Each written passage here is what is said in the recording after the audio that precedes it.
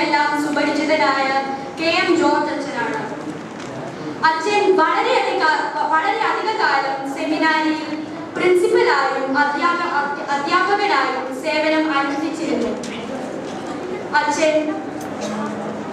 അച്ഛൻ ഒരു വേദ പണ്ഡിതനും വളരെയധികം സ്ഥലങ്ങളിൽ പോയി ദൈവവചനം പ്രസംഗിക്കാറുമുണ്ട്.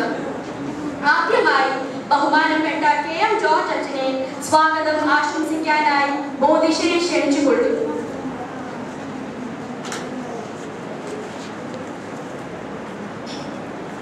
ത്രിയേക ദൈവത്തിന് സ്തുതി.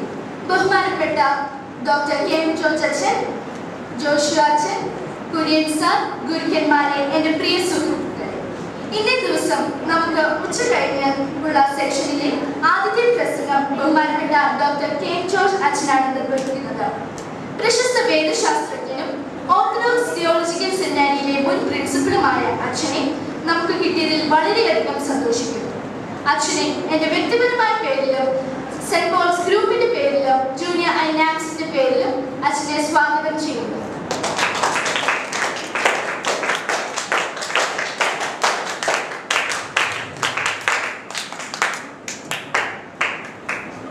മുഖ്യ പ്രഭാഷണത്തിനായി KM ജോർജ് അച്ഛനെ സസ്നേഹം ക്ഷണിച്ചുകൊള്ളുന്നു.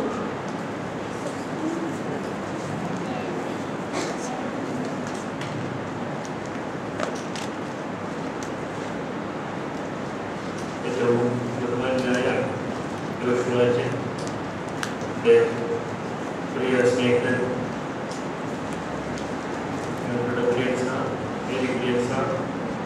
പ്രിയപ്പെട്ട കുഞ്ഞുങ്ങളെ, ഞാനൊരു ക്ലാസ് എടുക്കണോ, ഒരു പാട്ട് പാടണോ എന്നിങ്ങനെ സംശയിക്കരുത്.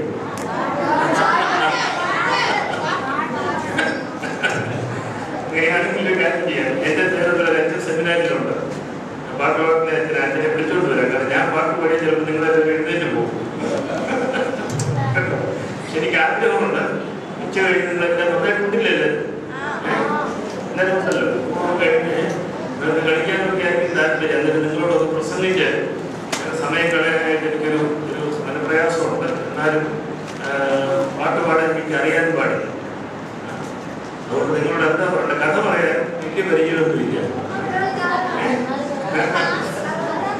കഥ പറയണമെന്ന് നിങ്ങൾ പറയുന്നത് അങ്ങനെയാണെങ്കിൽ ഈ കഥ ഉണ്ടാക്കി പറയാനായിട്ട് എൻ്റെ അനുഭവത്തിലുള്ള കഴിഞ്ഞ ദിവസം ഞാൻ ഇന്ന് രാവിലെ ഒരു യാത്ര കഴിഞ്ഞ് വന്നേ ഉള്ളൂ. ആ പോയ യാത്രയെ കുറിച്ച് വേണമെങ്കിൽ ഞാനൊന്ന് പറയാം. അതിന് മുമ്പായിട്ട് ചോദിച്ചോട്ടെ, ഒസ്താദ്യോസ് തിരുമേനിയെ നേരിട്ട് കണ്ടിട്ട് എത്ര പേരുണ്ട്? ഇത്ര പേര് കണ്ടിട്ടുണ്ടല്ലേ? തിരുമേനിയുടെ പടം കണ്ടിട്ടുള്ളതല്ല കൈ നോക്കി. പടം കണ്ടിട്ടുള്ള തിരുമേനിയുടെ പടം കണ്ടിട്ടുള്ള ഇനി കാണത്തിലുണ്ടോ ഇവിടെ? മോള് കണ്ടിട്ടില്ല പടം? നിങ്ങളുടെ ഞാനിങ്ങോട്ട് കയറി വന്നപ്പോൾ ആദ്യം കണ്ടത് ഒസ്താദ്യോസ് തിരുമേനിയുടെ പടമാണ് കണ്ടത്. അത് ഭംഗിയായിട്ട് വെച്ചിട്ടുണ്ട്. അപ്പം ഞാൻ നിങ്ങളെക്കാളൊക്കെ വെച്ചായിരുന്നു. എനിക്ക് 5 വയസ്സ്, എനിക്കൊന്ന് ഗ്രേഡ്സാണ്. ഞാനൊക്കെ ചിലപ്പോൾ 5-6 വയസ്സൊക്കെ ഉള്ളപ്പോൾ മുതൽ ഈ തിരുമേനിയെ ഇങ്ങനെ കാണുന്ന. തിരുമേനിയുടെ അച്ഛനാകുന്നതിന് മുമ്പ് തിരുമേനിയുടെ പേരെന്തായിരുന്നു ആർക്കും പറയാം? നിങ്ങൾ നല്ല ഭംഗിയായിട്ട് പഠിച്ചിട്ടുണ്ടല്ലോ. തിരുമേനിയുടെ ആ പേരുള്ള ആരെങ്കിലും ഉണ്ടോ ഈ കൂടെ? ഉണ്ടോ? ഞാനെന്താ പറയുന്നത്? എന്റെ കൂട്ടത്തിൽ ആരുമില്ല. ഇപ്പൊ അത് ആ പേരുകളൊന്നും അങ്ങനെ ഇടാറില്ല. അപ്പൊ എനിക്ക് വലിയ സന്തോഷമാണ് ചെറുപ്പത്തിൽ. തിരുമേനിയുടെ പേരാണല്ലോ എനിക്ക് കിട്ടിയിരിക്കുന്നത് എന്നുള്ളത് വലിയ സന്തോഷമായിരുന്നു. എല്ലാവരും ജോലി കുട്ടിയെന്ന് വിളിക്കുമ്പോൾ നമ്മുടെ തിരുമേനിയെ ഓർക്കും. തിരുമേനിക്ക് ആ പേര് വളരെ ഇഷ്ടമായിരുന്നു. ഞാൻ തിരുമേനിയുടെ പ്രസംഗം ചെറുപ്പത്തിൽ കേട്ടിട്ടുണ്ടെങ്കിലും തിരുമേനി വളരെ തിരുമേനിയുടെ ചെറുപ്പമായിരുന്ന സമയത്ത് എനിക്ക് വന്ന് ചമ്മച്ചനായിരുന്നു അച്ഛനായിരുന്നു. എനിക്ക് ഞങ്ങളുടെ നാട്ടിൽ വന്ന് തിരുമേനി ഒരു പ്രസംഗം ചെയ്തു. പ്രസംഗം കഴിഞ്ഞ് പിള്ളേരോട് വാക്യങ്ങളൊക്കെ ചോദിച്ചു. അപ്പം പല പിള്ളേരും വാക്യങ്ങളൊക്കെ പറഞ്ഞു. ഞാനും പറഞ്ഞു. എനിക്കും ഒരു സമ്മാനം കിട്ടി. എനിക്ക് സമ്മാനം വാങ്ങിച്ചിട്ട് തിരുമേനി പറഞ്ഞത്, ദൈവത്തിൻ്റെ വചനം നിന്റെ കാലുകൾക്ക് ദീപമായിരിക്കണം എന്നുള്ള സങ്കീർത്തന വാക്യം തിരുമേനി തിരിച്ച് പറയുകയായിരുന്നു. എൻ്റെ വചനം നിന്റെ കാലുകൾക്ക് ദീപമാണ്. അപ്പോൾ നമ്മുടെ രാത്രിയിൽ നിങ്ങൾക്ക് നടക്കുന്ന സ്ഥലങ്ങളിലൊക്കെ നിങ്ങൾക്ക് പക്ഷേ സ്ട്രീറ്റ് ലൈറ്റോ ഒക്കെ കാണുന്നതായിരിക്കും. നാട്ടുപുറത്തൊക്കെ നടക്കുമ്പോഴേ ഇന്ന് രാത്രി നടക്കുമ്പോൾ ഡോർട്ട് എങ്ങോട്ടാണ് അടിക്കുന്നത്? ഇങ്ങോട്ടാണ് അല്ല, ഇങ്ങോട്ടാണ് അടിക്കുന്നത് അല്ലേ? ഇവിടെ അടുത്ത കാല് എവിടെയാണ് വെക്കേണ്ടത് എന്ന് നോക്കിയിട്ട് അങ്ങോട്ടാണ് ഡോർട്ട് അടിക്കുന്നത്. അവിടെ കല്ലുണ്ടോ, നല്ല പാമ്പോ വല്ലതും കിടപ്പുണ്ടോ, കുഴിയുണ്ടോ, ഇങ്ങനെയൊക്കെ നോക്കിയാണ്. അപ്പം ദൈവത്തിന്റെ വചനം നമ്മുടെ കാലുകൾക്ക് ദീപമാണെന്നാണ് സങ്കീർത്തനം നമ്മളെ പഠിപ്പിക്കുന്നത്. അപ്പോൾ നമ്മൾ ഓരോ കാര്യം വെക്കുമ്പോഴും എങ്ങനെയാണ്, എപ്പോഴാണ് വെക്കേണ്ടത്, എങ്ങോട്ടാണ് വെക്കേണ്ടത്, എത്ര വേഗത്തിൽ വെക്കണം, ഇതെല്ലാം നമ്മൾ അറിയുന്നത് നമുക്ക് വെട്ടമുള്ളത് കൊണ്ടാണ്. വെട്ടമില്ലെങ്കിൽ നമ്മൾ അടുത്ത കാര്യം വെക്കുമ്പോൾ ചിലപ്പോഴേ കുഴി വീട് പോകും. അതുകൊണ്ട് ദൈവത്തിന്റെ വചനം നമുക്ക് വിളക്കാണ്, നമുക്ക് ടോർച്ചാണ്, നമ്മുടെ കാലുകൾക്ക് ദീപമാണ് എന്നാണ് വേദപുസ്തകം പഠിപ്പിക്കുന്നത്. തിരുമേനി അന്ന് പഠിപ്പിച്ച കാര്യം ഞാൻ എപ്പോഴും ഓർക്കുകയാണ്. അതുകൊണ്ട് ഇത്രയും വർഷം കഴിഞ്ഞിട്ട് ഞാൻ നിങ്ങളോടൊപ്പം പറയുകയാണ്, ദൈവത്തിന്റെ വചനം നമ്മുടെ കാലുകൾക്ക് ദീപം. ഇവിടെ നിങ്ങൾ ഒത്തിരി വാക്യങ്ങൾ പഠിക്കുന്നുണ്ടല്ലേ? ഒത്തിരി വാക്യങ്ങൾ കാണാൻ പഠിക്കുന്നുണ്ട്, മത്സരത്തിന് വേണ്ടി പഠിക്കുന്നുണ്ട്. അതല്ലാത്ത കുറേ വാക്യങ്ങൾ എപ്പോഴും നമ്മുടെ മനസ്സിലിരിക്കണം. കാരണം ഇപ്പം നിങ്ങൾ കാണാൻ പഠിച്ചാൽ കുറേ കഴിയുമ്പോൾ, പ്രായമായി കഴിയുമ്പോൾ ആ വാക്യങ്ങൾ അറിയാതെ നമ്മുടെ മനസ്സിലേക്ക് വരും. അപ്പം അത് എങ്ങനെയാണ് നമ്മുടെ ജീവിതത്തിൽ ഓരോ കാര്യങ്ങൾ ചെയ്യേണ്ടതെന്ന് നമുക്ക് നമ്മുടെ ഉള്ളിൽ നിന്ന് നമ്മളിങ്ങനെ പറഞ്ഞു തരുക. തിരുമേനി എപ്പോഴും പറയുന്നൊരു വാക്ക് പറയാമോ? തിരുമേനി എപ്പോഴും പറയുന്നൊരു വാക്കാണെന്ന് പറയാമോ? സ്നേഹം അല്ലേ? പഠില്ല, നിങ്ങളത് ശരിക്കും പഠിച്ചിട്ട് ഇത്ര വിടുതരാ നിങ്ങളല്ലേ അല്ലേ? കഞ്ഞുവിടാൻ തിരുമേനി എപ്പോഴും പറയുന്ന വാക്കാണ് സ്നേഹം അല്ലേ? ഒരു മതമേ ഉള്ളൂ, സ്നേഹത്തിന്റെ മതമാണെന്ന് തിരുമേനി പറയുമായിരുന്നു. തിരുമേനി പരിക്കാടാകുന്ന സമയത്തും പറഞ്ഞുകൊണ്ടിരുന്ന എനിക്ക് തോന്നുന്ന ഏറ്റവും പ്രധാനപ്പെട്ട വാക്ക് ഇതാണ്. എനിക്ക് നമ്മുടെ ജോഷിവാച്ചനുണ്ട്, നമ്മുടെ വലിയ ജോഷിവാച്ചൻ. ജോഷിവാച്ചനെ ഞാനും കൂടെ തിരുമേനിയെ കാണാൻ ഞാൻ വലിയ ഭാഗ്യം കിട്ടി. അതൊരു വലിയ ഭാഗ്യമാണ്. തിരുമേനി സെന്റ് പോൾസിൽ നിന്ന് ആശുപത്രിയിലേക്ക് കൊണ്ടുപോകുന്നതിന് മുമ്പായിട്ട് ഞങ്ങൾ അവിടെ വെറുതെ ചെന്നതാണ്. എന്നപ്പോൾ തിരുമേനിക്ക് സംസാരിക്കാൻ വയ്യ. എങ്കിലും ഞങ്ങളോട് ഏതാണ്ടൊക്കെ പറഞ്ഞപ്പോൾ തിരിഞ്ഞില്ല, കൈകൊണ്ടൊക്കെ ഇങ്ങനെ എഴുതി കാണിച്ചു, ഞങ്ങളെ അനുഗ്രഹിച്ചു. അത് കഴിഞ്ഞിട്ട് തിരുമേനിക്ക് ഓർമ്മയോട് നഷ്ടപ്പെട്ടു. പിന്നെ ആശുപത്രിയിൽ പോയി. പിന്നെ കുറച്ച് കഴിഞ്ഞപ്പോഴത്തേക്ക് തിരുമേനി കാലം ചെയ്തു. അപ്പോൾ അതൊരു വലിയൊരു ഓർമ്മയാണ്. തിരുമേനി ഞങ്ങളോട് സംസാരിച്ചു. തീർച്ചയായും സ്നേഹത്തെക്കുറിച്ചാണ് നിങ്ങൾ സംസാരിച്ചത് എന്നാണ് എൻ്റെ ഓർമ്മ. അതുകൊണ്ട് സ്നേഹമാണ് നമ്മുടെ ജീവിതത്തിൻ്റെ ഏറ്റവും കേന്ദ്രത്തിൽ ഉണ്ടായിരിക്കേണ്ടത്. സ്നേഹമാണ് നമ്മുടെ കാലുകൾക്ക് ദൈവത്തിൻ്റെ വചനമായി നമ്മുടെ കാലുകൾക്ക് വെളിച്ചം തരേണ്ടത്. ഇതൊക്കെ തിരുമേനി പഠിപ്പിച്ച കാര്യങ്ങൾ നമ്മൾ ധാരാളം പഠിച്ചതില്ല. നിങ്ങൾ ഇതെല്ലാം പഠിപ്പിച്ച് തന്നെ ഭംഗിയായിട്ട് പഠിപ്പിച്ചിട്ട് പഠിക്കുകയും ചെയ്തു കേട്ടോ. ഞാൻ ഇതുവരെ ഇതുപോലെ ഇത്രയും നല്ലൊരു ക്ലാസ് കണ്ടിട്ടില്ല. ഉച്ച കഴിഞ്ഞ് 2 മണിക്ക് ഊടുമെല്ലാം കഴിഞ്ഞ് നിങ്ങളുടെ പ്രായത്തിലുള്ള പിള്ളേരെ ഇങ്ങനെ ശാന്തമായിട്ട് ഇരുന്ന് കേൾക്കുന്നത് ഞാൻ ഇതുവരെ കണ്ടിട്ടില്ല കേട്ടോ. ഞാൻ പലതും പോയിട്ടുണ്ട് പഠിപ്പിക്കാനായിട്ട്. ഇങ്ങനെ ഈ BBS-നും മറ്റു കാര്യങ്ങൾക്കൊക്കെ പോകുമ്പോൾ അവരെല്ലാവരും കലകളിലേക്ക് ഇങ്ങനെ പ്രധാനം പറയുക, ഒരാൾ തോന്നുകയും അല്ലെ ഇടിക്കുകയും അല്ലെ ഇങ്ങനെയൊക്കെ ചെയ്യും അല്ലേ. എല്ലാം ഇരിക്കാൻ കസേരയുണ്ട്. അത് ഞങ്ങളൊക്കെ പഠിക്കുന്ന സമയത്ത് ഇങ്ങനെ കസേരയൊന്നും ഇല്ല സ്കൂളില്, ബെഞ്ചായിരിക്കുന്നത്, ബെഞ്ചേലായിരിക്കും. അപ്പൊ എന്താണെന്ന് പറയാമോ, 5 പേർക്ക് ഇരിക്കാവുന്ന ബെഞ്ചേല് ഒരു 10 പേരെ ഇരുന്നു. എല്ലാവർക്കും ഇരിക്കാൻ സ്ഥലമൊന്നും ഇങ്ങനെ ഇരിക്കുന്നത്. ഇരുന്ന് കഴിഞ്ഞാൽ അവിടെ ഇങ്ങനെ ഇടിക്കും. ഇങ്ങനെ ഇടിച്ചിട്ട് അങ്ങേയറ്റിരിക്കുന്നവനെ ഊന്നി തള്ളി താഴ്ചാടും. അവനെന്താണെന്ന് പറയാമോ, അവനിപ്പുറം കൂടി ഓടി വന്നിട്ട് ഇങ്ങനെ തിരിക്കും. ഇങ്ങനെ അവൻ വീണ്ടും ഇങ്ങനെ തള്ളും. അതാ ഞങ്ങളുടെ ഗെയിം അതാണ്. ഇങ്ങനെ തള്ളി അവനെ ചാടിക്കുക, അവനിവിടെ വന്ന് വീണ്ടും ചെല്ലരെ തള്ളുക. കേട്ടോ, നിങ്ങളതിനും ചെയ്യുന്നില്ല. പിന്നെ അത് പണിയും കിട്ടും കേട്ടോ. അവന് സാറിനെ കാണുമ്പോൾ പിടിച്ച് അന്നത്തെ നടിയൊക്കെ ഉണ്ട്. കൈ കിട്ടാൻ പറയും, ഗടിയൊക്കെ ചിലപ്പോൾ ഇങ്ങനെ കിട്ടുന്നിരിക്കും. നിങ്ങൾ വളരെ ശാന്തമായിട്ടിരിക്കുന്നത് ഉസ്താദ് തസ്ലീമിനെ നിങ്ങൾ സ്നേഹിക്കുന്നതുകൊണ്ടും പിന്നെ ഇനി പറഞ്ഞ കാര്യങ്ങൾ നിങ്ങൾക്ക് അറിയാവുന്നതുകൊണ്ടും ഒക്കെയാണ് നിങ്ങളിങ്ങനെ ശാന്തമായിട്ടിരിക്കുന്നതെന്നാണ് എനിക്ക് തോന്നുന്നത്. നിങ്ങൾ ആരെങ്കിലും അസീസിയിലെ ഫ്രാൻസിസ് ആരെങ്കിലും കേട്ടിട്ടുണ്ടോ? ഉണ്ടോ? മോളെന്ന് പറഞ്ഞേ, മോളെ ആരാന്ന് പറഞ്ഞേ, നമുക്കറിയാവുന്ന കാര്യം പറഞ്ഞു പറഞ്ഞു. അസീസിയിലെ ഫ്രാൻസിസ് ആരാന്ന് പറയും, മോളെ പറ്റി പറയാമോ? ആരാന്ന് പറയാമോ?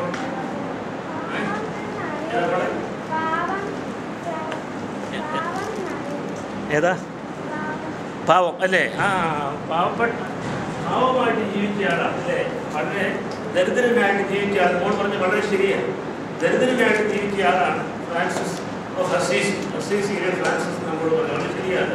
ദൈവത്തിൻ്റെ പാവപ്പെട്ടവൻ, കർത്താവിൻ്റെ വേണ്ടി ദാരിദ്ര്യവ്രതം സ്വീകരിച്ച ആളാണ് ഫ്രാൻസിസ് ഓഫ് അസീസി. വേറെ ആർക്കും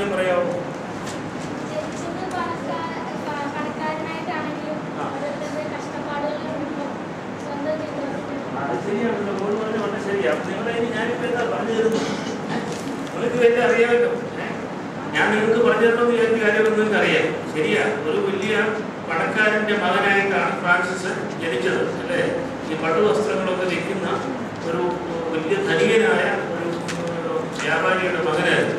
അതെല്ലാം ഒരു ഞാനിപ്പോൾ ഒരു പടം കണ്ടിട്ട് വരികയാണ്. ആ പടത്തിലെ ഈ ദാരിദ്ര്യത്തിൽ സ്വീകരിച്ചപ്പം വീട്ടിൽ നിന്ന് ഇയാളുടെ ധനികനായ അപ്പനും അമ്മയും എല്ലാം വന്ന് ജോലിക്കാരെ കൂടി ഇയാളെ പിടിച്ചോണ്ട് പോകാനായിട്ട് വരിക. ഫ്രാൻസിന് ഫ്രാൻസ് വളരെ ചെറുപ്പമാണ്. പക്ഷെ ഫ്രാൻസ് എന്ത് ചെയ്യുന്നറിയാവും, ഫ്രാൻസിന് ഇട്ടിരുന്ന ഈ കുപ്പായെല്ലാം കൂടി ഊരി, നല്ല പട്ടുകൊണ്ടുള്ള കുപ്പായം അതെല്ലാം ഊരി കൊണ്ട് കൊടുക്കും. അതപ്പൻ്റെ മുന്നിലോട്ട് കൊടുത്ത് പിടിച്ചോണ്ടിരിക്കുന്ന ഒരു പടം ഞങ്ങൾ കണ്ടു. അപ്പം ഫ്രാൻസിസ് പണക്കാരനായിട്ട് ജനിച്ചെങ്കിലും ദൈവത്തിന് വേണ്ടി മറ്റു മനുഷ്യരുടെ കഷ്ടപ്പാട് കണ്ടിട്ട് അദ്ദേഹം ദാരിദ്ര്യവൃത്തം സ്വീകരിക്കുകയാണ്. അദ്ദേഹം ഉണ്ടാക്കിയ ഒരു വലിയ സംഘടനയുണ്ട്, അല്ലെങ്കിൽ ഒരു സന്യാസ പ്രസ്ഥാനം. നമ്മുടെ ഒസ്താദ് ബെനി സെന്റ് പോൾസ് ആശ്രമമൊക്കെ ഉണ്ടാക്കിയതുപോലെ ഫ്രാൻസിസ് ഉണ്ടാക്കിയ ഒന്നാണ്. ഫ്രാൻസിസ്കൻ ഓർഡർ എന്ന് പറഞ്ഞാൽ കത്തോലിക്ക സഭയിൽ ഇപ്പോഴും അത് വളരെ ശക്തിയായിട്ട് നിൽക്കുന്നുണ്ട്. ഈ ഫ്രാൻസിസിനെ പാവങ്ങളായ മനുഷ്യരോട് വലിയ സ്നേഹമായിരുന്നു. മനുഷ്യരോട് മാത്രമല്ല, മൃഗങ്ങളോടും പക്ഷികളോടും ചെടികളോടും എല്ലാം ഫ്രാൻസിസിന് വലിയ ഇഷ്ടമായിരുന്നു. അതുകൊണ്ട് അദ്ദേഹം, ഞാൻ ഇപ്പോൾ അവിടെ വരുന്നത് കേട്ടോ, അതുകൊണ്ട് അതിനെ കഥ പറയാൻ നിങ്ങൾ വളരെ കഥ പറയണോ. പക്ഷേ ഫ്രാൻസിസ് ഓഫ് അസീസി ജനിച്ച സ്ഥലത്തിനാണ് അസീസി എന്ന് പറയുന്നത്. അസീസി നല്ലൊരു കുന്നാണ് അസീസി എന്ന് പറയുന്നത്. അവിടെ വേറെ കുന്നുകളുണ്ട്, വലിയ കുന്നല്ല, നമുക്ക് നടന്ന് ഇച്ചിരി ബുദ്ധിമുട്ടിയാണെങ്കിലും നടന്ന് കയറാവുന്ന കുന്നുകളാണ്. അപ്പം ഞാനിപ്പോൾ ഒരാഴ്ച അവിടെ 3 പ്രാവശ്യം ഈ അസീസിയിലെ ഫ്രാൻസിസ് എന്ന് പറയുന്ന വിശുദ്ധൻ്റെ കബറുള്ള പള്ളിയിൽ പോയി. 3 പ്രാവശ്യം പോയി. 3 പ്രാവശ്യം അവിടെ വെച്ച് പ്രാർത്ഥിക്കാനായിട്ട് സാധിച്ചു. അവിടെ ഇങ്ങനെ നിങ്ങളുടെ പ്രായത്തിലുള്ള ധാരാളം പിള്ളേർ സ്കൂളിൽ നിന്ന് വരുന്നുണ്ട്. ലോകത്തിൻ്റെ പല ഭാഗത്തും ഇങ്ങനെ ആയിരക്കണക്കിന് ആളുകളാണ് ദിവസവും അസീസിയിലെ ഫ്രാൻസിസിൻ്റെ കബറിടത്തിൽ വരുന്നത്. അത് ഏത് നൂറ്റാണ്ടിലാണ് ജീവിച്ചിരുന്ന ആൾക്കാരും അറിയാമോ? എത്ര നാൾ മുമ്പാണ്, എത്ര വർഷം മുമ്പാണെന്ന് അറിയാമോ? അത് നിങ്ങൾ പിന്നെ പഠിച്ചോളൂ കേട്ടോ. അത് 700 വർഷം മുമ്പാണ്, 13ാം നൂറ്റാണ്ടിലാണ് ജീവിച്ചത്. 13ാം, അതായത് 700 വർഷം മുമ്പാണ് ഫ്രാൻസിസ് ജീവിച്ചിരുന്നത് കേട്ടോ. അപ്പോൾ ഈ ഫ്രാൻസിസിന്റെ ഈ സ്ഥലത്ത് എന്തിനായിരുന്നു ആളുകൾ വരുന്നത്? അപ്പം എൻ്റെ കൂടെ വേറെ 2-3 പേരും ഉണ്ടായിരുന്നു. ഞങ്ങളൊരു മീറ്റിങ്ങിന് പോയത് അസീസിക്ക് അടുത്ത് ഒരു താഴെ ഒരു ഗസ്റ്റ് ഹൗസിൽ വെച്ചായിരുന്നു മീറ്റിംഗ്. പക്ഷേ മീറ്റിംഗ് കഴിഞ്ഞ് ഞങ്ങൾ എല്ലാ ദിവസവും വൈകിട്ട് 4 കിലോമീറ്റർ പോകും. 4 കിലോമീറ്റർ അങ്ങോട്ട് എനിക്ക് നടന്നു കയറാൻ പ്രയാസമാണ്. അതുകൊണ്ട് കുറേയൊക്കെ വണ്ടിക്ക് പോകും, ബസ്സിന് പോകും. താഴോട്ട് നടന്ന് ഇറങ്ങും. എന്നാലും ബസ് അങ്ങോട്ട് പോകില്ല. കുറച്ചുകൂടി ചെന്ന് പിന്നെ നമ്മളിങ്ങനെ കയറണം, നല്ല കയറ്റമാണ്. അപ്പം പക്ഷെ അവിടെ കയറുമ്പോൾ പിന്നെ സന്തോഷമാണ്. ആയിരക്കണക്കിന് ആളുകൾ ഈ കഷ്ടപ്പാടെല്ലാം സഹിച്ച് അവിടെ വരുന്നതെന്നറിയാമോ? ഈ ഫ്രാൻസിസ് സ്നേഹത്തെക്കുറിച്ച് അദ്ദേഹം പഠിപ്പിച്ചത്. ഒസ്താദ് ശ്രീമേനിയുടെ കാര്യം പറഞ്ഞപ്പോൾ ഇത് ഞാൻ ഓർത്തു. അതിൻ്റെ കഴിഞ്ഞ ദിവസങ്ങളിൽ അനുഭവിക്കാനായിട്ട് ഇടയായി എന്നുള്ളത് കൊണ്ടാണ്. നിങ്ങൾക്കറിയാം, യൂറോപ്പിലാണ്, ഇറ്റലി എന്ന് പറയുന്നത് യൂറോപ്പിലാണ് അല്ലേ. ഇറ്റലി തണുപ്പ് കാലത്ത് വലിയ തണുപ്പുള്ള രാജ്യമാണ്. മഞ്ഞ് വീഴും, മഞ്ഞ് കട്ടിയായിട്ട് വീഴുന്ന സ്ഥലമാണ്. അപ്പോൾ ഈ ഫ്രാൻസിസ് അദ്ദേഹത്തിൻ്റെ ഈ മൊണാസ്റ്റിക് ഓർഡർ, അദ്ദേഹത്തിൻ്റെ ആശ്രമം സ്ഥാപിച്ചു കഴിഞ്ഞപ്പോൾ അദ്ദേഹത്തിൻ്റെ കൂടെ ധാരാളം പേര് ചേർന്നു. ചെറുപ്പക്കാരൻ അദ്ദേഹത്തിൻ്റെ ഈ വലിയ ദൈവസ്നേഹവും മനുഷ്യ സ്നേഹവും കണ്ട് ഒത്തിരി പേര് ചേർന്നു. എന്നിട്ട് അവരെ കൂടെ ചെരുപ്പിടാതെ നടക്കുമായിരുന്നു. ഇന്റർവെൽ ഇപ്പോഴും ഉണ്ട്. ചെരുപ്പിടാതെ അവിടെ നടക്കുക എന്ന് പറയുന്നത് ചിന്തിക്കാൻ പോലും പറ്റുകയില്ല. ചെരുപ്പ് മാത്രമല്ല, നല്ല കട്ടിയുള്ള വൂളൻ സോക്സ് ഒക്കെ ഇട്ട് ഷൂസും ഒക്കെ ഉണ്ടെങ്കിൽ മാത്രമേ വിന്ററിൽ അതിലൂടെ നടക്കാനായിട്ട് യൂറോപ്പിൽ ഇപ്പോഴും സാധിക്കുകയുള്ളൂ. പക്ഷെ അന്നത്തെ കാലത്ത് ചെരുപ്പിടാതെ ഫ്രാൻസിസും കൂട്ടുകാരും നടന്നു. ഇപ്പോഴും ഞാൻ ഒരാളെ കണ്ടു കേട്ടോ. ഞാൻ ഈ ഫ്രാൻസിസിൻ്റെ അപ്പുറത്തിൽ പോയിട്ട് അതിൻ്റെ ഈ ചെറിയ ധാരാളം പള്ളികളും ഒക്കെ ഉണ്ട്. അതിനിടയ്ക്ക് ഈ ചെറിയ വഴികളിലൂടെ നടന്നു നോക്കിയപ്പോൾ ഒരാളിങ്ങനെ വരുന്നു. താടിയുണ്ട്, എൻ്റെ താടിയേക്കാളും വലിയ താടിയുള്ള ആളാണ്, കുറച്ച് പ്രായം ഉള്ള ആളാണ്. അദ്ദേഹം ഒരു പ്രത്യേക കുപ്പായിട്ടിരിക്കും. ദൂരെ നോക്കിയപ്പോൾ എന്ത് കുപ്പായിരുന്നു. അടുത്ത് വന്നപ്പോഴാണ് മനസ്സിലാകുന്നത് വെറും ചാക്കാണ്. നിങ്ങൾ ചാക്ക് കണ്ടിട്ടില്ല? നമ്മുടെ അരിയൊക്കെ കിട്ടുന്ന ചാക്ക്, പ്ലാസ്റ്റിക് കൊണ്ട് ചാക്കല്ല, അതിന് മുമ്പൊരു ചാക്കാണ്, ചണം കൊണ്ടുള്ള ചാക്ക്. അത് വേറെ ആൾക്ക് എളുപ്പമാണ്. അങ്ങനത്തെ ചാക്കിൻ്റെ എനിക്ക് തോന്നുന്നു പിന്നെ അതിൻ്റെ കെട്ടെടുത്ത് കളഞ്ഞിട്ട് ചാക്ക് കൊണ്ട് തയ്ച്ചൊരു കുപ്പായമാണ്. ഇങ്ങനെ മുകളിൽ താഴെ വരെ കുപ്പായം. അതുകൊണ്ട് തന്നെ തലേന്ന് ഒരു മൂടിയുണ്ട്. ചാക്കാണ്. ഞാൻ നേരത്തെ കണ്ടിട്ടുള്ളൂ.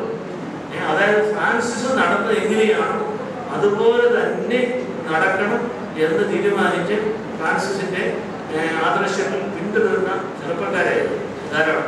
ഞാൻ ഇന്നലെ കഴിഞ്ഞ ദിവസം കണ്ടത് പ്രായമുള്ള ആളാണെങ്കിൽ ചെറുപ്പക്കാരെ കണ്ടിട്ടുണ്ട്. ഒരു ചെരുപ്പിടുകയും ചാക്ക് കൊണ്ട്, നിങ്ങൾക്കറിയാം ചാക്ക് നമ്മുടെ ദേഹത്ത് കുത്തിയാൽ നമുക്ക് ചൊറി അല്ലേ അല്ലേ, അത് നമ്മുടെ ഒട്ടും സുഖമുള്ള സംഗതിയില്ല. ചാക്ക് കാണാനൊക്കെ നല്ലതാണ്, പക്ഷേ നമ്മുടെ ദേഹത്തിട്ട് കഴിഞ്ഞാൽ ഇങ്ങനെ ചുരുണ്ടിരിക്കും. അങ്ങനെയുള്ള ചാക്ക് തയ്ച്ചിട്ട് നടക്കുന്ന ആളുകൾ 21ാം നൂറ്റാണ്ടിൽ യൂറോപ്പിലുണ്ട് എന്ന് പറഞ്ഞാൽ നിങ്ങളെ വിശ്വസിക്കുകയും. പക്ഷെ അദ്ദേഹത്തിന്റെ ഫ്രാൻസിസ്കൻ ഓർഡറിൽപ്പെട്ട ആളുകൾ ഒരുതരം ഒരുതരം ചോക്ലേറ്റ് നിറമുള്ള കുപ്പായമാണ് കിട്ടുന്നത്. കപ്പൂച്ചിൻ അച്ഛൻ എന്ന് പറയുന്നത് നമ്മുടെ നാട്ടിലുമുണ്ട്. ഓർഡറിൽപ്പെട്ട ആളുകൾ അവരുടെ പ്രധാനപ്പെട്ട സമയം, ഞാൻ ഈ ഫ്രാൻസിസ് പ്രാർത്ഥിക്കാൻ പോയ സ്ഥലത്ത് പോയി. അത് വലിയ മലയാണ്. ഫ്രാൻസിസിന്റെ കബറിടമുള്ള പള്ളിയേക്കാളും വലിയ മലയാണ്. 900 മീറ്റർ ഉയരത്തിലാണ്. അതായത് നല്ല ഉയരമാണ്. അവിടെ ചെന്നപ്പോഴത്തേക്ക് നമുക്ക് അല്ലാതെ തണുക്കും, അത്രയധികം ഉയരത്തിലാണ്. അവിടെ ചെന്നപ്പോൾ മനസ്സിലായി നല്ല വനമാണ്. നല്ല വനത്തിന്റെ അകത്ത് ഈ പാറക്കെട്ടുകൾക്കകത്ത് ചെറിയ ഗുഹകളുണ്ട്. അപ്പൊ ഈ ഗുഹയ്ക്കകത്ത് പോയി നിന്നാണ് ഫ്രാൻസിസ് പ്രാർത്ഥിക്കുന്നത്. ഇത് മാത്രമല്ല, അവിടെ വെച്ച് പക്ഷികളോട് സംസാരിക്കുമായിരുന്നാണ് പറയുന്നത്. അപ്പൊ അദ്ദേഹം എന്തെങ്കിലും ആരോടെങ്കിലും സംസാരിച്ചുകൊണ്ടിരിക്കും, പക്ഷികളെല്ലാം കൂടെ കലവല വേറെ കുട്ടിയാൽ പറയും, ഇപ്പൊ നിങ്ങൾ ശാന്തമായിരിക്കും, ഞാൻ ഇവരോട് സംസാരിക്കട്ടെ, അത് കഴിഞ്ഞിട്ട് നിങ്ങൾക്ക് പാട്ട് പാടാമെന്ന് പറയും. അപ്പോഴത്തേക്കും പക്ഷികളെല്ലാം കൂടെ ശാന്തമാവും. പിന്നെ അദ്ദേഹം കൈ കാണിക്കും, പക്ഷികൾ വീണ്ടും ചലിച്ചു തുടങ്ങും. ഞങ്ങളവിടെ ചെന്നപ്പോൾ ആദ്യമേ ഞാൻ ശ്രദ്ധ ചെയ്താണ്, വനത്തിലേക്ക് കയറി ചെല്ലുമ്പോൾ ഒത്തിരി പക്ഷികളുടെ ശബ്ദമാണ്. ശരിയായ വനമാണ്. ധാരാളം പക്ഷികളുടെ കരവിലാണ് ശബ്ദം ഇങ്ങനെ നമ്മൾ കേട്ടുകൊണ്ടാണ് ഫ്രാൻസിസ് എന്ന ഗുഹയിലേക്ക് ചെല്ലുന്നത്. അതുപോലെ അദ്ദേഹം താമസിച്ചിരുന്ന മറ്റു സ്ഥലങ്ങളൊക്കെ ചെറിയ കൊച്ചു പള്ളികളൊക്കെ, വലിയ പള്ളികളില്ല, ഇതുപോലെ നമുക്ക് ഒത്തിരി പേർക്ക് ഇരിക്കാവുന്ന പള്ളികളല്ല, ചെറിയ വഴികളാണ്, ചെറിയ ഗുഹകളാണ്. അപ്പം അതിനകത്ത് നടക്കണമെങ്കിൽ കുറച്ച് നീളമുള്ള ഒരാൾ നല്ലവണ്ണം കുഞ്ഞെങ്കിൽ മാത്രമേ നടക്കും. ഒരാളിനിങ്ങനെ കഷ്ടിച്ചൊരാളിനിങ്ങനെ അതിലൂടെ കടന്നു പോകും. പക്ഷെ അതിൻ്റെ അകത്തൂടെ എത്രയായിരം ആളുകളാണ് ദിവസവും ഇങ്ങനെ വന്ന് പോകുന്നതെന്ന് കാണുമ്പോൾ എനിക്ക് വളരെയധികം അത്ഭുതവും സന്തോഷവും. അപ്പം 700 വർഷം മുൻപ് ഒരാൾ നല്ല ഭക്തിയോടുകൂടി ദൈവത്തെയും മനുഷ്യനെയും സ്നേഹിച്ച് ജീവിച്ചത് കൊണ്ട് ഇന്നും ആളുകൾ അതുമൂലം പ്രചോദനം ലഭിച്ച് അവിടെ വരുന്നു. അവരൊക്കെ നല്ല കാര്യങ്ങളൊന്നും ചെയ്യുന്നുണ്ട്. ഒത്തിരി നല്ല കാര്യങ്ങൾ അവർ മനുഷ്യർക്ക് വേണ്ടി ചെയ്യുന്നുണ്ട്. ഈ ആളുകളെ സ്വീകരിക്കുക എന്നുള്ളത് അവരുടെ പ്രധാനപ്പെട്ട ഒരു ജോലിയാണ്. അതായത് വഴിയിലൊക്കെ ആളുകൾ അവിടെ വിന്ററുള്ള സമയത്ത്, വലിയ ശീതകാലം തണുപ്പുള്ള സമയത്ത് ശരിക്ക് വേഷമില്ലാതെ, കമ്പിളി വേഷമില്ലാതെ, കമ്പിളി പുതപ്പില്ലാതെ ഒത്തിരി പാവങ്ങളുണ്ട്. ഇപ്പോഴും ഉണ്ട് കുറേയൊക്കെ. അവരൊക്കെ വഴിയൊക്കെ ഇങ്ങനെ തണുത്ത് നിറച്ച് കിടക്കും. അവരെയൊക്കെ പോയി കണ്ട് അവർക്ക് ആവശ്യപ്പെട്ട വസ്ത്രങ്ങൾ കൊടുത്ത് അവരെ ശുശ്രൂഷിക്കുന്ന രീതി അന്ന് തുടങ്ങിയതാണ്. ഇത് ഫ്രാൻസിസ് കാണിച്ച ആ സ്നേഹത്തിന്റെ മാർഗമാണ് അവരിപ്പോൾ പിന്തുടരുന്നത്. അതുകൊണ്ടാണ് ആ സ്ഥലത്തിന് വലിയ പ്രാധാന്യമുള്ളത്.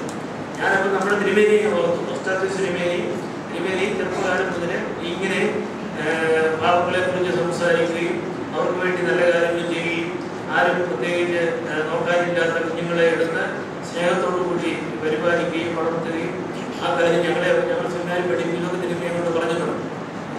അപ്പം ഞാൻ എല്ലാം മനസ്സിലാക്കി തരികയും ഒക്കെ ചെയ്യുന്ന വലിയൊരു ഗുരുവായിരുന്നു തിരുമേനി. അതുകൊണ്ട് ആ തിരുമേനിയുടെ നാമത്തിൽ നിങ്ങളെല്ലാവരും ഇവിടെ വന്നിരിക്കുന്നു. തിരുമേനി ഓർക്കാനായിട്ട് എനിക്കും ഒരവസരം ലഭിച്ചതിൽ എനിക്ക് വളരെയധികം സന്തോഷമുണ്ട്. ഞാൻ ദീർഘമായിട്ട് പറയുകയില്ല. ഞാൻ ഫ്രാൻസിസിന്റെ കാര്യം പറഞ്ഞ് എൻ്റെ കഴിഞ്ഞ ദിവസങ്ങളിൽ എനിക്കുണ്ടായ അനുഭവം കൊണ്ടാണ്. ഞാൻ 2ാം പ്രാവശ്യമാണ് ഫ്രാൻസിസിന്റെ അവിടെ ചെല്ലുന്നത്. ഞാനൊരു 3-4 വർഷം മുൻപ് ആ കഥ കൊണ്ട് നിങ്ങളോട് പറയാം. അതുപോലെ ഒരു 2008 അവിടെ ചെന്ന കത്തോലിക്ക സഭയുടെ സിനോഡോസ് നടക്കുകയാണ്. അപ്പം ലോകത്തിലുള്ള പത്രാധികാരികൾക്ക് നല്ല പങ്ക് അവിടെ വന്നിട്ടുണ്ട്. മാർപ്പാപ്പായാണ് അത് നടത്തുന്നത്. ആ സമയത്ത് കത്തോലിക്ക സഭയ്ക്ക് പുറത്തുള്ള മറ്റു സഭകളിൽ നിന്ന് ചില ആളുകളെ അവരെ വിളിച്ചിരുന്നു. ഞാൻ അവിടെ അങ്ങനെ പ്രതിനിധിയായിട്ട് എനിക്ക് വരെ സംബന്ധിക്കാനായിട്ട് സാധിച്ചു. ആ സമയത്താണ് ഞാൻ ആദ്യമായിട്ട് ഈ അസീസി പോകുന്നു. അസീസിയിൽ പോകാനുള്ള കാര്യം എന്താണെന്ന് ചോദിച്ചാൽ 1998 എത്ര വർഷം മുമ്പാണെന്ന് നിങ്ങൾ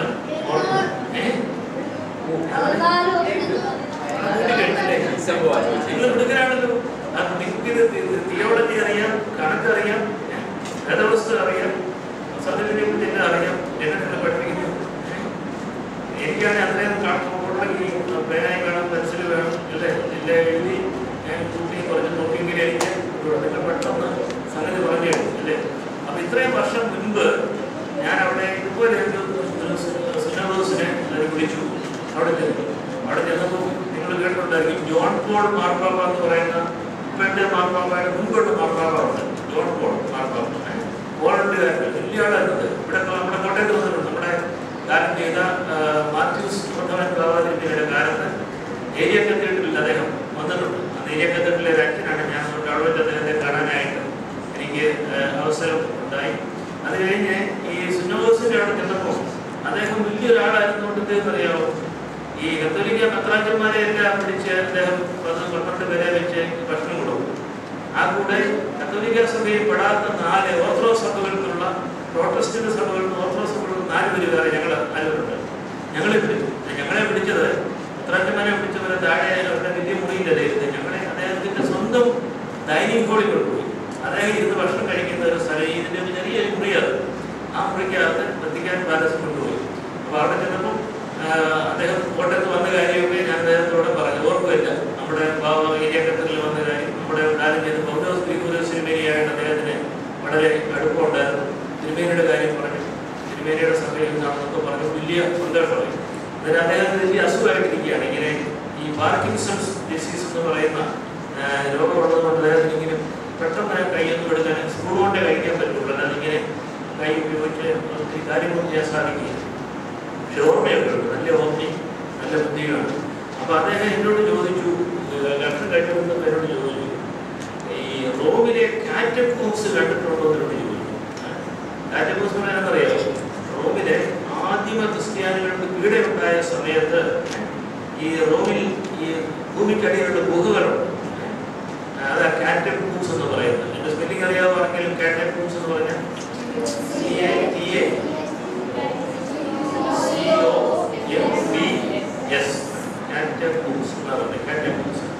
കാറ്റക്കൂംസ് എന്ന് പറഞ്ഞാൽ ഈ ഭൂമിക്ക് അടിയിലുള്ള ഗുഹകളാണ്. അദ്ദേഹം ഉണ്ടായത് എങ്ങനെയാണെന്ന് ചോദിച്ചാൽ ഈ വലിയ കെട്ടിടം റോമിൽ ഒത്തിരി കെട്ടിടമുണ്ട്. പഴയ കാലത്ത് റോമൻ സാമ്രാജ്യത്തിൻ്റെ വലിയ കെട്ടിടങ്ങൾ ഈ ചുണ്ണാമ്പുകല്ല് മാന്തിയെടുക്കും. ഭൂമിക്കടിയിൽ നിന്ന് ചുണ്ണാമ്പുകല്ല് മാന്തിയെടുത്ത് കെട്ടിടം പണിയാറുണ്ട്. അങ്ങനെ മാന്തി വലിയ ഗുഹകളുണ്ടാകും. അത് നമുക്ക് നടക്കാവുന്ന ഗുഹകളാണ്. വലിയ വലിപ്പയിലെ പക്ഷേ ഒരാൾക്ക് അതിനകത്തൂടെ നടക്കാം. എന്നിട്ട് കുറേ കഴിഞ്ഞപ്പോൾ ഈ ഗുഹകളുടെ വശങ്ങളിലൊക്കെ ഈ ആളുകളെ, പ്രത്യേകിച്ച് സ്വന്തമായിട്ട് കല്ലറയില്ലാത്ത ആളുകളെയൊക്കെ അത് സംസ്കരിക്കുന്ന മരിക്കുമ്പോൾ ഇതിൻ്റെ സൈഡിൽ ഇങ്ങനെ വന്ന് വെട്ടിയെടുക്കും. ഈ ഗുഹയുടെ സൈഡിൽ ഇച്ചിരി ഹാർഡായിട്ടുള്ള കട്ടിയുള്ള ചുണ്ണാമ്പുകല്ല് അത് വെട്ടിയെടുത്തിട്ട് അതിൻ്റെ അകത്തൊക്കെയാണ് അവരെ ശവം വെക്കുന്നത്. ഇങ്ങനെയുള്ള സ്ഥലമാണ്. അപ്പോൾ ഈ ക്രിസ്ത്യാനികൾ ആദ്യകാലത്ത് നീറോ ചക്രവർത്തിയുടെ കാലത്ത് നിങ്ങൾക്കറിയാം വലിയ പീഡയുണ്ട്. സന്യാസത്തിൽ പഠിച്ചിട്ടുണ്ടല്ലേ? നീറോ ചക്രവർത്തിയുടെ കാലത്ത് റോമിലെ ക്രിസ്ത്യാനികളെ പീഡിപ്പിച്ച സമയത്ത് അവർ പലരും ഒളിച്ചിരുന്നത് ഇതിൻ്റെ അകത്താണ്. ഒത്തിരി ആളുകൾ ക്രിസ്ത്യാനികൾ ഒളിച്ചിരിക്കുകയും അവിടെ വെച്ച് അവർ പ്രാർത്ഥിക്കുകയും അതിൻ്റെ അകത്ത് അവർ കുർബാന നടത്തുകയും ഒക്കെ ചെയ്തിട്ടുണ്ട്. അപ്പോൾ വിശുദ്ധമായ ഒരു സ്ഥലമാണ്. ക്രിസ്തീയ സഭയെ സംബന്ധിച്ച് ഒത്തിരി രക്തസാക്ഷികളുടെ സാക്ഷ്യം വഹിക്കാൻ ഭൂഗർഭ ഗുഹകളാണ് കാറ്റക്കൂംസ് പറയുന്നത്. അപ്പോൾ ഈ മാർപ്പാപ്പ എന്നോട് നല്ല സ്നേഹത്തോടെ ചോദിച്ചു. അത് അദ്ദേഹം വളരെ പ്രായമുള്ള ആളാണ്. എന്നോട് സ്നേഹത്തോടെ ചോദിച്ചു, അവിടെ പോയിട്ടുണ്ടോ കാറ്റക്കൂംസ്? ഞാൻ പറഞ്ഞു പോയിട്ടുണ്ട് എന്ന് പറഞ്ഞു. കാരണം നേരത്തെ യൂറോപ്പിലൊക്കെ പഠിക്കുന്ന സമയത്ത് പല പ്രാവശ്യം അവിടെ പോയി അതൊക്കെ കാണണം. അപ്പോൾ എന്നോട് ചോദിച്ചു, അച്ഛൻ അസീസി പോയിട്ടുണ്ടോ എന്ന് ചോദിച്ചു. അപ്പം ഞാൻ പറഞ്ഞു ഇല്ല, അസീസിയിൽ പോയിട്ടില്ല എന്ന് പറഞ്ഞു. അപ്പം എന്നോട് പറഞ്ഞു അസീസിയിൽ പോകണം എന്ന് പറഞ്ഞു. അതൊരു കൽപ്പന പോലെയായിരുന്നു. അപ്പം എനിക്ക് നിങ്ങൾക്കറിയാവുന്നതുപോലെ എനിക്കും ഫ്രാൻസിസിനെ കുറിച്ച് ചെറുപ്പത്തിൽ ധാരാളം വായിക്കുന്നുണ്ട്. അദ്ദേഹം ഇങ്ങനെ പൂക്കളോടും ചെടികളോടും പക്ഷികളോടും ഒക്കെ സംസാരിക്കുന്ന ആളായിരുന്നു കേട്ടത്. അതുകൊണ്ട് ഫ്രാൻസിസിനെ കുറിച്ച് അറിയാമായിരുന്നു. അസീസിൽ കേട്ടിട്ടുണ്ട്. ഞാൻ പോയിട്ടില്ല. അപ്പോൾ ഈ മാർപ്പാപ്പ 1998 എന്നോട് പറഞ്ഞു അസീസിയിൽ പോകണം എന്ന് പറഞ്ഞു. അപ്പോൾ അതിൻ്റെ മനസ്സിലിങ്ങനെ കിടന്നു. എൻ്റെ മനസ്സിൽ ഇങ്ങനെ കിടന്നു. അത് എനിക്ക് പോകാൻ പറ്റുന്നില്ലല്ലോ. റോമിന് പിന്നെ ഒത്തിരി ദൂരം പോകണം. റോമിന് 2-3 മണിക്കൂർ ട്രെയിനിലൊക്കെ പോകണം. അല്ലെങ്കിൽ എനിക്ക് കാശില്ല അവിടെ പോകാനായിട്ട്. അവിടെ ചെന്നാൽ അന്ന് തിരിച്ചു പോരാനായിട്ട് സാധിച്ചില്ലെങ്കിൽ താമസിക്കേണ്ടി വരും. ഇങ്ങനെയൊക്കെയുള്ള കാര്യങ്ങളൊക്കെയാണ്. അതുകൊണ്ട് ഞാൻ ഇങ്ങനെ മനസ്സിൽ വെച്ചുകൊണ്ട് അത് കഴിഞ്ഞ് 98 കഴിഞ്ഞിട്ട് പിന്നെ 10 വർഷം കഴിഞ്ഞ് 2008 ഞാൻ അവിടെ വീണ്ടും ഒരു സുനോസിന് ചെന്ന സമയത്ത് ഞാൻ അവരോട് പറഞ്ഞു, അവിടുത്തെ ഞങ്ങളുടെ കാര്യങ്ങളൊക്കെ നോക്കുന്ന ഒരു കർദിനാളിനോട് പറഞ്ഞു, എന്നോട് ഇങ്ങനെ മാർപ്പാപ്പ പറഞ്ഞിട്ടുണ്ടായിരുന്നു അസ്സിസിയിൽ പോകണം, അപ്പം ഇപ്രാവശ്യം എനിക്ക് അവിടെ പോകണമെന്ന് പറഞ്ഞു. അപ്പോൾ അവർക്ക് വലിയ സന്തോഷമായി. മാർപ്പാപ്പ പറഞ്ഞാലേ അതുകൊണ്ട് അത് നടത്തണം എന്നുള്ളത് അവർക്ക് വലിയ നിർബന്ധമായിരുന്നു. അവരവിടെ എന്ത് ചെയ്യുന്നറിയാമോ, അസ്സിസിയിലേക്ക് വിളിച്ചു. അസ്സിസിയിലെ ഈ നമ്മുടെ വിശുദ്ധനായ ഫ്രാൻസിസ് സ്ഥാപിച്ച ഒരാശ്രമം ഉണ്ടെന്ന് ഞാൻ പറഞ്ഞു. ഒരാശ്രമം കുന്നിൻ്റെ മുകളിൽ. അപ്പം ഈ ആശ്രമത്തിന് ചുറ്റും ഒലിവ് തോട്ടങ്ങളുണ്ട്. ഈ ആശ്രമത്തെ വിളിച്ചിട്ട് പറഞ്ഞു, ഇവിടുന്ന് ഞാൻ ഇന്ത്യയിൽ നിന്ന് ഒരാളിനെ അങ്ങോട്ട് അയക്കുകയാണ്, നിങ്ങൾ അദ്ദേഹത്തെ വേണ്ടവണ്ണം അവിടെ സ്വീകരിക്കണം, അവിടെ താമസിപ്പിക്കണമെന്ന് ഫോണിലൂടെ വിളിച്ചു പറഞ്ഞു. അപ്പോൾ ഞാൻ പോയി ട്രെയിനിൽ ഇറങ്ങിയിട്ട് അസ്സിസി ഗ്രാമത്തിലെ ട്രെയിനിൽ ഇറങ്ങിയിട്ട് അവിടുത്തെ ഒരു ബസ്സുണ്ട് ഈ കുന്നേലോട്ട് പോകാനായിട്ട്. 4 കിലോമീറ്ററേ ഉള്ളൂ. അപ്പോൾ അവിടെ ചെന്ന് ഇറങ്ങിച്ചെന്ന് ആശ്രമത്തിൻ്റെ അവിടെ നമ്മൾ വലിയ പുരുഷാരമായി പള്ളിയിൽ വരുന്ന ആളുകളാണ്. ഞാൻ അതിൻ്റെ ഇടയ്ക്കൂടെ ആശ്രമത്തിൻ്റെ വാതിലിൽ ചെന്ന് ഭർത്താവിൻ്റെ അച്ഛനോട് പറഞ്ഞു, ഞാനിങ്ങനെ വത്തിക്കാനിൽ നിന്ന് വരികയാണ്, എൻ്റെ കാര്യം ഇവിടെ പറഞ്ഞിട്ടുണ്ട്, അതുകൊണ്ട് അത് നോക്കണമെന്ന് പറഞ്ഞു. പക്ഷേ അദ്ദേഹം വിളിച്ച് ചോദിച്ചു, എന്നെ അവിടെ നിന്ന് ഇരുത്തേക്ക് പറഞ്ഞു, ഇപ്പം ഞങ്ങളുടെ ഗസ്റ്റ് മാസ്റ്റർ വരുമ്പോൾ ഫാദറിനേക്കും അകത്തോട്ട് കൊണ്ടുപോകുന്നു പറഞ്ഞു. ഞാൻ വിചാരിച്ചു ഗസ്റ്റ് മാസ്റ്റർ എന്ന് പറയുന്നത് ഒരു പ്രായമുള്ള ഒരു സായി അച്ഛനായിരിക്കും എന്നൊക്കെ വിചാരിച്ചിരിക്കുകയാണ്. ഇരുന്നപ്പം മലയാളിയെപ്പോലെ നോക്കിയിരുന്ന ചെറുപ്പക്കാരൻ്റെ ഒരാളെന്നെ അടുത്ത് വന്നു. അപ്പം എന്നെ കണ്ടപ്പോൾ അദ്ദേഹത്തിന് മനസ്സിലായി മലയാളിയാണെന്ന് മനസ്സിലായി. അപ്പം ഞങ്ങൾ പെട്ടെന്ന് മലയാളത്തിൽ ചോദിച്ചു. ഞാൻ ചോദിച്ചു അച്ഛനെ എവിടുന്നാണ്? അപ്പം അച്ഛൻ പറഞ്ഞു, ഞാൻ കാഞ്ഞിരപ്പള്ളിക്കാരൻ. അപ്പം ഞാൻ കോട്ടയം തമ്മിൽ ഞാൻ പറഞ്ഞു. അപ്പം ഞങ്ങൾ അങ്ങോട്ടും ഇങ്ങോട്ടും വലിയ അടുത്ത് പോയി. അദ്ദേഹം അവിടുത്തെ അച്ഛനാണ്, അവിടുത്തെ ഗസ്റ്റ് മാസ്റ്ററാണ് ആ വർഷത്തെ. അപ്പം അതുകൊണ്ട് പ്രത്യേക സന്തോഷമായി. എന്നെ ഒരു മലയാളി നമ്മുടെ വിദേശത്ത് ചെല്ലുമ്പോഴേ നമ്മുടെ ഭാഷ പറയുന്ന നമ്മുടെ നാട്ടുകാരനായ ഒരാളാണെങ്കിൽ നമുക്ക് കൂടുതൽ സന്തോഷമാണ്. കാരണം കൂടുതൽ കാര്യങ്ങൾ നമ്മളോട് പറഞ്ഞു തരികയും നമ്മുടെ കാര്യമായിട്ട് നോക്കുകയും ചെയ്യും. അദ്ദേഹം കൊണ്ട് മുറിക്കാതെ എല്ലാവർക്കും വെച്ച് മുറി താമസിച്ചപ്പോൾ അദ്ദേഹത്തോട് പറഞ്ഞു, നമുക്ക് ഈ നല്ല ഭംഗിയുള്ള ഒലിവ് തോട്ടമുണ്ട് താഴെ, ഒലിവ് തോട്ടത്തിൽ കൂടെ നടക്കാം, ഫ്രാൻസിസ് നടന്ന ഒലിവ് തോട്ടമാണ് എന്നോട് പറഞ്ഞു. അപ്പം എനിക്ക് ആദ്യം വിശ്വസിക്കാൻ പറ്റിയില്ല. 700 വർഷം മുമ്പത്തെ ഒലിവ് തോട്ടം ഇപ്പോൾ ഉണ്ടോ എന്നുള്ളതായിരുന്നു എൻ്റെ സംശയം. അല്ലെ, നമുക്ക് സംശയം തോന്നുന്നില്ലല്ലേ? 800 വർഷം മുമ്പുള്ള മാവാണ് വിളാവാണെന്ന് നമ്മൾ വിശ്വസിക്കുക. ഞങ്ങളവിടെ ഇറങ്ങിച്ചത് ഇങ്ങനെ കിടുക്കാത്തൂക്കായ സ്ഥലമാണ്, വളരെ സ്ലോപ്പായിട്ടുള്ള. ഞങ്ങൾ അതിൻ്റെ ഒലിവിൻ്റെ ചെറിയ ഇലകൾ കാണാൻ വളരെ ഭംഗിയാണ്. ആരും ഒലിവ് വരെ കണ്ടിട്ടുണ്ടോ? ഇല്ല അല്ലേ? ഞാൻ നടത്തിയില്ല. എൻ്റെ നിങ്ങളെ കാണിക്കാണ്ട് ഒലിവിൻ്റെ കമ്പ് കൊണ്ടുവരാറ്. ഒലിവ് മരത്തിൻ്റെ ചെറിയ ചെറിയ ഇലകളാണ്. പക്ഷെ അതിൻ്റെ മുകൾ വശം പച്ച നിറത്തിരിക്കും, അതിൻ്റെ അടിവശത്ത് നല്ല ഒരു വെള്ളി നിറമുണ്ട്, സിൽവർ കളറുണ്ട്. പ്രത്യേകിച്ചും ചെറിയ ഇലകളാണ്. ഈ കാറ്റടിക്കുമ്പോൾ എന്ത് പറ്റുമെന്നറിയാമോ? ചെറിയ കാറ്റടിക്കുമ്പോൾ ഇലകൾ ഒത്തിരി ഇലകളുണ്ട്. ഇലകളിങ്ങനെ ആടുമ്പോൾ പച്ചയും വെള്ളി നിറവും കൂടെ മാറി മാറി കാണും. അപ്പോൾ നല്ല ഭംഗിയാണ്. ദൂരെ നോക്കുമ്പോൾ നമുക്ക് നല്ല ഭംഗിയായിട്ട്. അപ്പോൾ ഞങ്ങൾ ഒലിവ് തോട്ടത്തിൽ ഇവിടെ നടത്തും. അതിനെല്ല ഞാൻ ഫ്രാൻസിൽ. അപ്പോൾ അവിടെ നോക്കിയപ്പോൾ വലിയ ഒലിവ് മരങ്ങളുണ്ട്, വലിയ ഒലിവ് മരങ്ങൾ. അത് ഒലിവ് മരത്തിൻ്റെ പ്രത്യേകത എന്ന് വെച്ചാൽ അതൊരിക്കലും അത് പൂർണ്ണമായിട്ടും നശിച്ചു പോവുകയില്ല. അത് എത്ര പഴക്കമുള്ള മരമാണെങ്കിലും എവിടെയെങ്കിലും ഒരു മുള പൊട്ടിയിട്ട് ഒരു പുതിയ നാമ്പ് വന്ന് അത് പിന്നെ മരമായിട്ട് വളരും. നമ്മുടെ കർത്താവ് പ്രാർത്ഥിച്ചത് ഒലിവ് തോട്ടമുണ്ടല്ലോ അല്ലേ, ഒലിവ് മല അല്ലേ? ഒലിവ് മല പേര് വരാൻ കാരണം അവിടെ ഒലിവ്സ് ഉള്ളത് കൊണ്ടാണ്, ഒലിവ് മരങ്ങളുള്ളതുകൊണ്ടാണ്. അപ്പോൾ ഇപ്പം ഞങ്ങൾ ഹോളി ലാൻഡിൽ ചെന്നാൽ, ജെറുസലേമിൽ ചെന്നാൽ ഒലിവ് മല പോയാൽ ഇപ്പോഴും അവിടെ പഴയ മരങ്ങൾ. അപ്പോൾ അതിൻ്റെ അവിശ്വസിക്കാനൊന്നുമില്ല. 2000 വർഷമാണെങ്കിലും ഒലിവ് മരത്തിന് എവിടെയെങ്കിലും ഒരു നാമ്പ് പൊട്ടിയിട്ട് അത് വീണ്ടും മരമാകും. അപ്പം 2000 വർഷം പഴക്കമുള്ള ഒലിവ് എന്ന് പറഞ്ഞാൽ അവിശ്വസനീയമായിട്ടൊന്നുമില്ല. ഇത് 800 വർഷമേ ഉള്ളൂ. ഞങ്ങൾ അതിനോട് നടക്കുകയും പ്രാർത്ഥിക്കുകയും പിന്നെ ഈ അച്ഛൻ എന്നെ നമ്മുടെ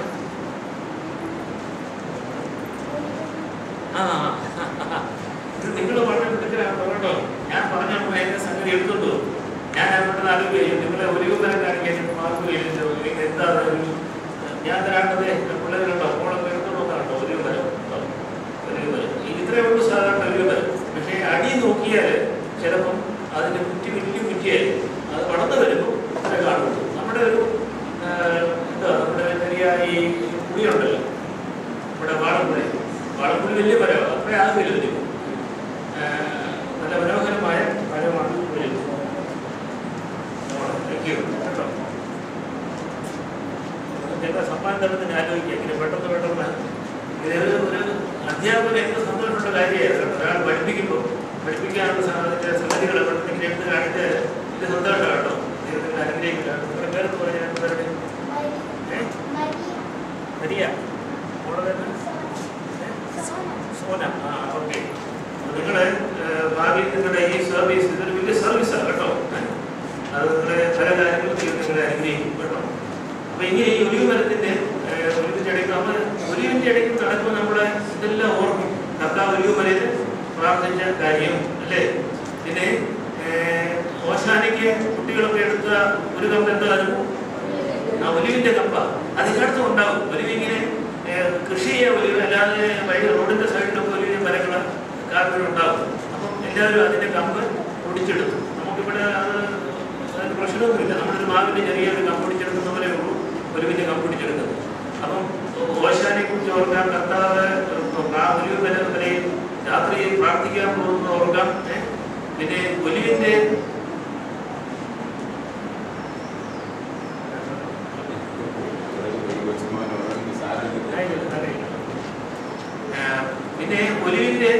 എണ്ണയാണ് നമ്മൾ സൈത്തിന്, അതായത് നമ്മളെ രോഗികളുടെ തൈലാഭിഷേകത്തിന് ഉപയോഗിക്കുന്നത്. പിന്നെ അത് ഉപയോഗിച്ചാണ് നമ്മളെ മൂറോൻ ഉണ്ടാക്കുന്നത് അല്ലേ, മാമോസ നടത്തുന്നു. മൂറോനഭിഷേകം പരിശുദ്ധാത്മാവിന്റെ മൂറോനഭിഷേകം നടത്താനായിട്ട് പലവിധ സാധനങ്ങളുണ്ട് അതിൻ്റെ അകത്ത്. എങ്കിലും അതിൻ്റെ പ്രധാനപ്പെട്ട ബേസ് എന്ന് പറയുന്നത് ഒലിവ് ഓയിലാണ്. പിന്നെ ഒലിവ് ഓയില് കുഞ്ഞുങ്ങൾക്കൊക്കെ നല്ലതാണ്. നിങ്ങളൊക്കെ ചിലപ്പോൾ തേപ്പിച്ച് കാണും. നിങ്ങളുടെ മാതാപിതാക്കളൊക്കെ കൊച്ചായിരിക്കുമ്പോഴേ നമ്മുടെ ദേഹത്ത് ഒലിവിൻ്റെ എണ്ണ തലയിൽ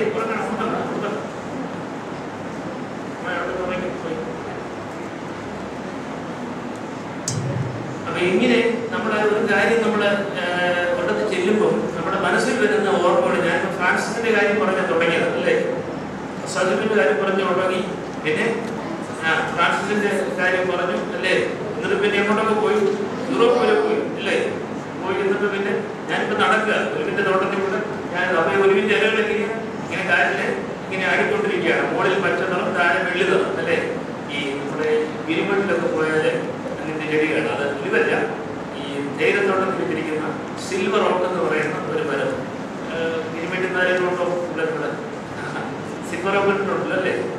സിൽവർ ഓക്ക് കാറ്റിലടിക്കുമ്പോൾ ഇങ്ങനെ ഒരു വെള്ളി നിറമുണ്ട് അല്ലേ, ഒരു സിൽവർ കളർ വരും. അതുപോലെയാണ് ഒലിവിന്റെ നിറം. അത് നല്ല ഭംഗിയാണ്. അപ്പം സംഘത്തിന്റെ പറയുന്നുണ്ട് അല്ലേ, നിന്റെ മക്കൾ നിന്റെ മേശക്കിട്ടിട്ട് ഒലിവിന്റെ തൈകൾ പോലെ ആയിരിക്കും എന്ന് പറയുന്നുണ്ട്. അത് അനുഗ്രഹമാണ്. വീട്ടിലെ കുഞ്ഞുങ്ങള് ഒലിവിന്റെ തൈകൾ പോലെ മേശയ്ക്ക് ചുറ്റും ഇരിക്കുക എന്ന് പറയുന്നത് വലിയൊരു ബ്ലെസ്സിംഗ് ആണ്. നമ്മളിങ്ങനെ എല്ലാ കാര്യങ്ങള് പല വഴിക്ക് പോയെങ്കിലും പ്രധാനപ്പെട്ട സംഗതി എന്തോ സിനിമയിൽ സ്നേഹത്തെ കുറിച്ച് പഠിപ്പിച്ചു, പാവങ്ങളോടുള്ള അനുകമ്പയെ കുറിച്ച് പഠിപ്പിച്ചു അല്ലെ. ഫ്രാൻസിസ് ഓഫ് അസീസി, സിസിയിലെ ഫ്രാൻസിസും അത് തന്നെ പഠിപ്പിച്ചു. അതൊക്കെ അവരാരിൽ നിന്നാണ് പഠിച്ചത്? ഇവർ രണ്ടുപേരും ആരിൽ നിന്നാണ് പഠിച്ചത്? യേശുക്രിസ്തുവിൽ അല്ലേ. നമ്മുടെ കർത്താവായ യേശുക്രിസ്തുവിൽ നിന്നാണ് പഠിച്ചത്. അപ്പോൾ കുര്യൻ സാർ നമ്മൾ നിങ്ങൾക്ക് പ്രാർത്ഥന ചെയ്ത് തന്നില്ലേ? നിങ്ങളുടെ ഹൃദയം ആർക്ക് സമർപ്പിക്കുന്ന പറഞ്ഞത്? യേശുവിന് സമർപ്പിക്കുന്നു അല്ലെ, ദൈവത്തിന് സമർപ്പിക്കുന്നു എന്നാ പറഞ്ഞത്. അപ്പോൾ നമ്മുടെ ഹൃദയങ്ങളെ ദൈവത്തിന് സമർപ്പിക്കുന്ന നമ്മൾ ഒലിവിന്റെ തൈകൾ പോലെയാവും. ഞാനിപ്പം ഇങ്ങനെ എനിക്ക് ഭാവന ചെയ്യാനായിട്ടൊക്കെ ഇഷ്ടമാണ്. കവിയൊന്നും അല്ലെങ്കിലും ഇപ്പം നിങ്ങളെല്ലാവരും ഒലിവിന്റെ തൈയായിരിക്കുന്നുണ്ട്. ഞാനിങ്ങനെ തോട്ടത്തിൽ കൂടെ നടക്കുക. ഇതിൻ്റെ ഇടയ്ക്കൂടെ ഇങ്ങനെ നടക്കുമ്പോഴത്തേക്ക് നിങ്ങളൊക്കെ ഇങ്ങനെ ഇങ്ങനെ കൈ വീക്ഷിക്കും, ഇങ്ങനെ നിരീക്ഷിക്കും. ഇങ്ങനെ കണ്ണം നടന്ന് നിങ്ങൾ ചിന്തിക്കുക അതിൽ ഒലിവിന്റെ തൈകളാണ്. അപ്പോൾ ഒലിവിന് ഒത്തിരി ജില്ലകളുണ്ട്. ഒരു കൈക്ക് എത്ര തരത്തിലുണ്ട്? 5 തരത്തിൽ. 2 കൈകളുണ്ടെങ്കിൽ 2 കൈ വീക്ഷിക്കും. 2 കൈക്ക് വീക്ഷിക്കും. 2 കൈ വീശുമ്പോഴത്തേക്ക് നോക്കി നല്ല ഒരാളെ മുന്നിൽ വന്നേ ദേവനോട് നോക്കി നല്ല ഭംഗിയില്ലെന്ന് നോക്കി കാണിക്കേ, മുനെ കാണിക്കേ കേട്ടോ, കാണിച്ചവർ കണ്ടേ കേട്ടോ. അപ്പൊ ഇതുപോലെയാണ് ചെറിയ കാറ്റടിക്കുമ്പോൾ, ഇളം കാറ്റടിക്കുമ്പോൾ ഒലിവിന്റെ തൈകൾ ഉണ്ടാവും. നമ്മൾ ഒലിവ് തൈകൾ പോലെ ആയിരിക്കണം ഈ സെമിനാരിൽ എപ്പോഴും ഇത് തന്നെയാണ്. ഞാൻ ദൈവത്തിൻ്റെ സഭയിൽ ഭംഗിയുള്ള ഒലിവ് മരമായിരിക്കും, ഒലിവിൻ തൈയായിരിക്കും എന്നാണ് പറയുന്നത്. അപ്പം ഒലിവ് മരത്തെ പോലെ നല്ല ഭംഗിയും അതുപോലെ നമുക്ക് പ്രായമാകുമ്പോൾ ഫലം നൽകുന്ന നല്ല ഫലം നൽകുന്ന വൃക്ഷവുമായി തീരണം. നല്ല ഫലം എന്ന് പറഞ്ഞാൽ പരിശുദ്ധാത്മാവിൻ്റെ ഫലങ്ങളാണ്. പരിശുദ്ധാത്മാവിൻ്റെ ഫലങ്ങളായ എത്ര എണ്ണമാണ് പറയുന്നത്? പരിശുദ്ധാത്മാവിൻ്റെ ഫലങ്ങൾ 9 എണ്ണം. ആർക്കെന്ന് പറയാമോ?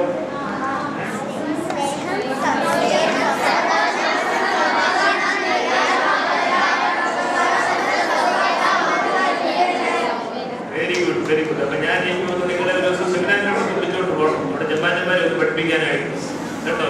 ചിലപ്പോൾ എല്ലാവർക്കും ഇത് അറിയാമെന്ന് എനിക്ക് തോന്നുന്നില്ല, കാണാതെ അറിയാവും. നിങ്ങൾ പറഞ്ഞതുപോലെ 9 കാര്യങ്ങൾ ചിലപ്പോൾ എല്ലാവർക്കും കാണാതെ അറിയാൻ പാടില്ല. അതുകൊണ്ട് നിങ്ങൾ അവരെ പഠിപ്പിക്കണം. അത് പിള്ളേരെ പഠിപ്പിക്കണം കേട്ടോ. കർത്താവ് പറഞ്ഞ അതാ.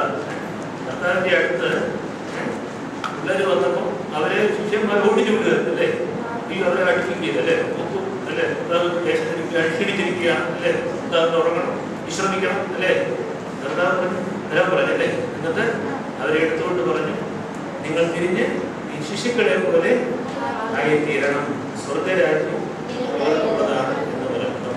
കുഞ്ഞുങ്ങൾക്കാണ് സ്വർഗരാജ്യം. ഒലിവ് തൈ എന്ന് പറയുന്നത് കുഞ്ഞുങ്ങളെ കുറിച്ചാണ് പറയുന്നത്. ആത്മാവിൽ ശൈശവമുള്ള ആളുകൾ, കുഞ്ഞുങ്ങളെ പോലെ നിഷ്കളങ്കരായ ആളുകളുണ്ട്, അത് ഒലിവ് തൈകളുണ്ട്.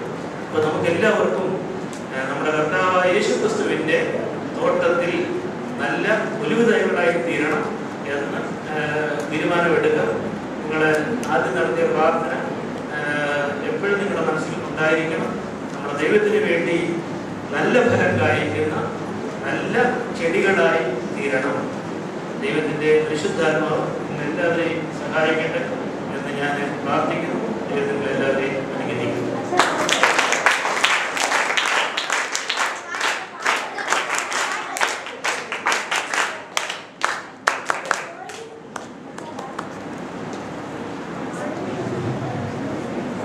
അച്ഛന്റെ വിലയേറിയ വാക്കുകൾക്ക് നന്ദി പറയാൻ തേജസ്നെ ക്ഷണിക്കുന്നു.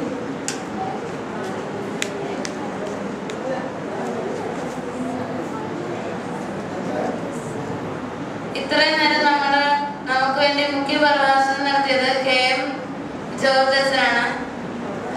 സെയിന്റ് ഫ്രാൻസിസിന്റെ കഥയും പിന്നെ അദ്ദേഹത്തിന്റെ ജീവിതത്തിലുണ്ടായ പല സംഭവങ്ങളും നമുക്ക് വിവരിച്ചു തന്ന അച്ഛനോടുള്ള നന്ദി എന്റെ വ്യക്തിപരമായ പേരിലും നാൻസിന്റെ പേരിലും ഇവിടെ കൂടിയിരിക്കുന്ന എല്ലാവരുടെ പേരിലും അറിയിച്ചു കൊടുക്കും.